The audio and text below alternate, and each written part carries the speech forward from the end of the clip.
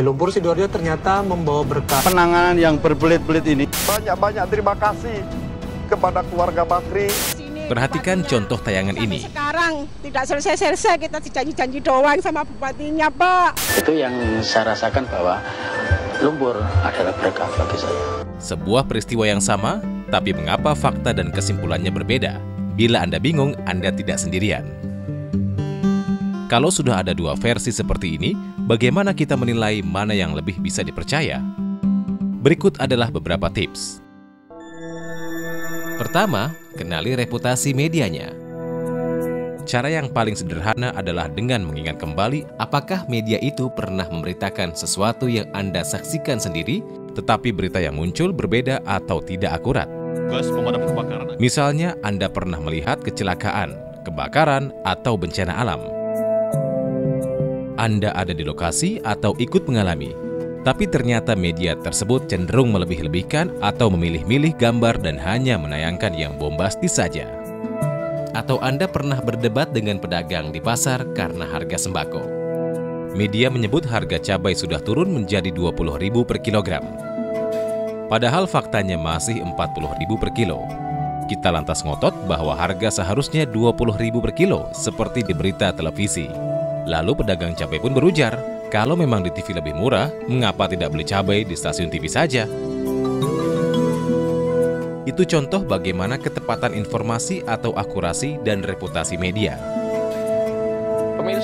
Bila media tersebut punya kecenderungan sering tidak akurat, berarti sistem kerja di ruang redaksinya tidak rapi. Wartawannya tidak dididik dengan benar dan atasannya tidak menerapkan sistem cek dan recek informasi. Ada juga informasi yang ditutup-tutupi untuk menyenangkan golongan tertentu, dari mulai pemiliknya sampai pemasang iklan. Ruang redaksi media yang melakukan hal tersebut berarti tidak menjunjung tinggi fakta. Kalau hal ini sering berulang, berarti reputasi atau kredibilitas media itu juga rendah, sehingga dalam berita lain Anda patut meragukan informasi yang disajikan. Tips kedua adalah sumber informasi. Setiap media membutuhkan sumber informasi atau narasumber, sebab wartawan tidak boleh beropini sesuka hati. Bila ada dua televisi sama-sama memberitakan harga daging, tapi angkanya berbeda, maka yang perlu kita lakukan adalah melihat dari mana sumber informasinya. Bila TV A mengutip Menteri Pertanian atau Menteri Perdagangan, dan TV B mengutip penjual daging di pasar induk, manakah sumber informasi yang lebih kita percaya? Tentu bagi konsumen seperti kita, TV B yang mengutip penjual daging di pasar induk lebih mendekati kenyataan harga di lapangan daripada TV A yang mengutip menteri yang diwawancara di kantornya. Itulah contoh sumber berita. Jangan semata-mata lihat jabatan atau pangkat narasumber, tapi nilailah dari kredibilitas dan akurasinya. Selanjutnya, apakah sumber informasi itu memang selama ini layak dipercaya?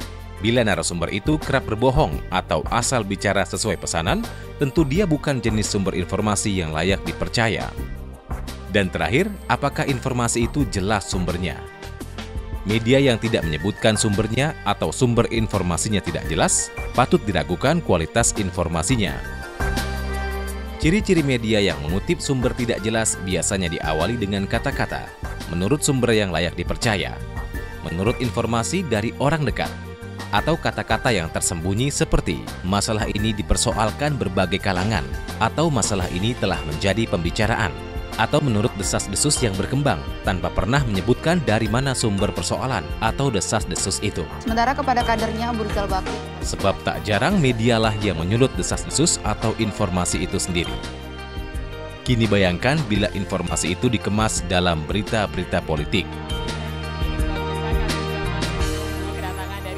Ini membawa kita pada tips ketiga, yakni mengenali pemilik media.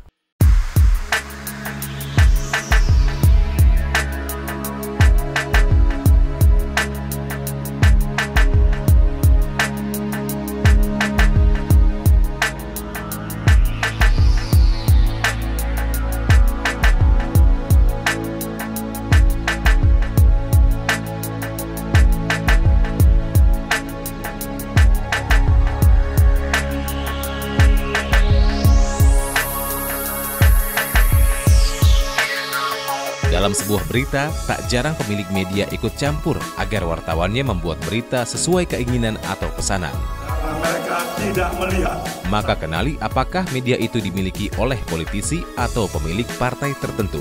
Jadi negara yang jauh lebih maju. Selanjutnya, kenali juga apakah pemilik media juga pemilik perusahaan tertentu yang sedang diberitakan. Misalnya, pemilik media A juga pemilik usaha tambang atau kehutanan. Maka setiap informasi yang dibuat oleh media tersebut tentang lingkungan hidup perlu dicermati secara bijak. Yang bermain di lumpur ini kan begitu banyak ya. Informasi tentang jenis-jenis usaha media tersebut mudah dicari melalui internet dan situs perusahaan itu sendiri dengan ciri-ciri nama perusahaan yang sama atau nama pemilik yang sama. Misalnya sama-sama menggunakan nama trans, sama-sama ada kata MNC, atau sama-sama mengandung kata bakri.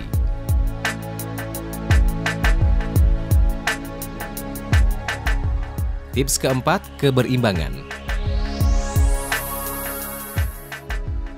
Tugas wartawan atau media adalah menyajikan beragam informasi yang ada agar kita mendapatkan selengkap mungkin informasi dari berbagai versi.